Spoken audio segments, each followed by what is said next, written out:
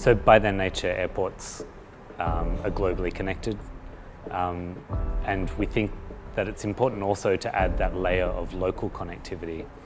So we think about how does the airport and the airport precinct integrate with the surrounding context? How do we introduce a network of movement for pedestrians and cyclists, not just for cars and taxis and buses? How do we bring a human scale and a sense of personal movement and mobility around the precinct into a master plan?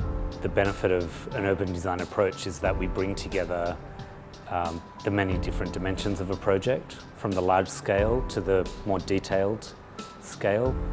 We think about the architecture, the landscape, even the strategic planning, how all those things may inform a master plan for an airport.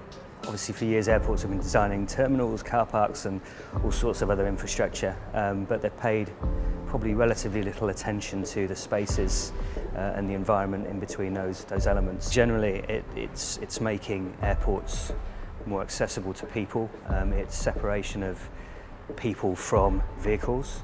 Many of the airports, as we know today, are very congested and serve cars and other kinds of transport pretty well, but those environments are in conflict with people. So it's making the airport environment, the forecourts, the experience of arrival at an airport and how you progress through it, making it more human, more of a pleasant experience, just a greater overall passenger experience, and that leads into improving wayfinding and how people navigate through their journey.